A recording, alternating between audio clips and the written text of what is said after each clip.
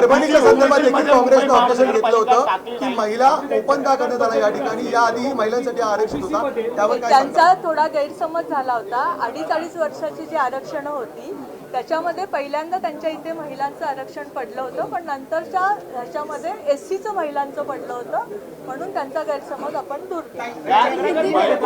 OBC महिला तुम्ही टाकलं नाही, ओबीसी मध्ये टाकलं नव्हता, हा प्रामुख्याने त्यांचं ऑब्जेक्शन होतं. कारण की ओबीसी झाला नाही, दोन्ही वेळेस झाले आहे, ते सर्वसाधारण झाले मुंबई, अशा पद्धतीचं त्यांचं ऑब्जेक्शन आहे. त्यामुळे कुठेतरी प्रक्रियेनुसार त्यांना प्रक्रियेमध्ये जायचं नव्हतं. त्यांचं म्हणणं होतं की हे झालं नाही, ते झालं नाही, आम्हाला मुंबईला हे आरक्षण पाहिजे होतं. तर तसं होत नाही. प्रक्रिया नियमानुसार जी होते त्याच्यामध्ये जी आरक्षणं पडतात ती आपल्याला प्रक्रियेमधनं हाच नियम जरा सविस्तर सांगायचं. तुम्ही सुरुवातीला आज सांगितलं होता की चक्राकार पद्धत कशा प्रकारे होती, त्याच्यामध्ये अल्फाबेटची कशा प्रकारे मांडणी केली आणि कशा प्रकारे महापालिकांची निवड करण्यात आली.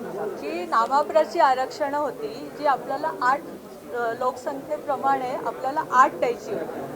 त्या 8 मध्ये आपण कुठंही ह्याच्यामध्ये 29 मध्ये ज्या महानगरपालिकेत मागच्या ह्याच्यामध्ये ओबीसीचे आरक्षण पडलेले होते त्या एक्सक्लूड करता आपल्याकडे 3 महानगरपालिका राहिल्या.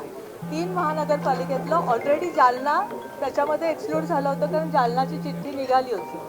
त्यामुळे राहिल्या 2 आणि उरलेल्या 6 आपण अल्फाबेट प्रमाणे चक्राक्रमानुसार घेतल्या आणि त्याचे चिठ्ठ्या आपण 8 टाकल्या ओबीसी. मैम हिंदी में बता दीजिए प्रोसेस जो विरोध है, मैम हिंदी में बता दीजिए।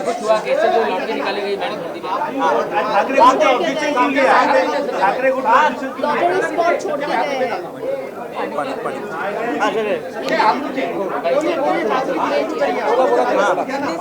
हिंदी में बताइए। हिंदी मैम।